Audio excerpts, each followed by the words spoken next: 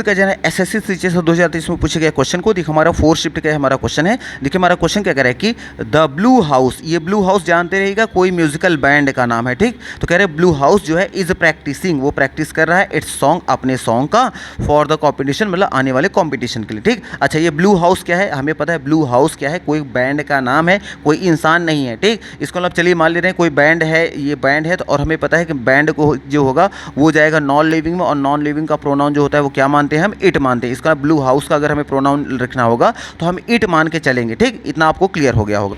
एक चीज़ याद रखिएगा, अगर सब्जेक्ट, याद रखिएगा अगर सब्जेक्ट, देखिए एक तरफ सब्जेक्ट हमने लिख रखा है और एक तरफ रखा है हमने पॉजिटिव एडजेक्टिव, ठीक। अच्छा पॉजिटिव एडजेक्टिव जो होते हैं इसकी मीनिंग क्या होती है, अपना के सेंस में इसका मीनिंग लेकर हम चलेंगे, ठीक। जैसे आई है, आई के लिए अपना मीनिंग क्या होता है, माई होता है। वी के लिए अपना मीनिंग क्या होता है, आवर होता है। यू के लिए अपना मीनिंग क्या होता है, योर होता है। ही के लिए अपना मीनिंग क्या होता है, हिज होता है।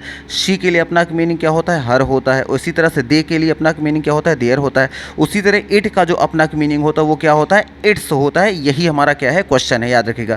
तो इट के लिए अपना जो मीनिंग होता है क्या, वो होता है इट्स, ITS, ठीक। अब यहाँ देखिए हमें पता है कि ब्लू हाउस जो है ये क्या है, हमारा एक नॉन लिविंग है, नॉन लिविंग को हम मानेंगे सब्जेक्ट इट। अगर ये इट है तो इट का जो पॉजिटिव एडजेक्टिव क्या होता है, ITS होता है। और अगर हम देखें यहाँ क्वेश्चन में, तो क्वेश्चन में हमारा यहाँ वर्ड क्या है, यहाँ आया है देखिए IT' लगा है, तो अपॉस्ट्रॉफी नहीं लगता, ITS होता है। कोई उसमें अपॉस्ट्रॉफी का मार्क नहीं लगाएंगे या निशान लगा अपॉस्ट्रॉफी एस लगाएंगे, वो डायरेक्ट आता है ITS आता है, ठीक। तो यहाँ पे जो ITS है ना एक्चुअल में ये रॉन्ग है, यहाँ पे IT' नहीं बल्कि ITS होना चाहिए था, क्योंकि ब्लू हाउस क्या है उसका प्रोनाउन निकालेंगे इट होगा, इट का पॉजिटिव एडजेक्टिव होता है ITS होता है। और जो इट्स लिखा है ना, जैसे आया है आई हो गया इट और अपॉस्ट्रॉफी एस लगा देते हैं, इसका मतलब होता है इट इज़। ये इट इज़ का शॉर्ट फॉर्म होता है, याद रखिएगा इट इज़ का शॉर्ट फॉर्म जो होता है वो होता है इट।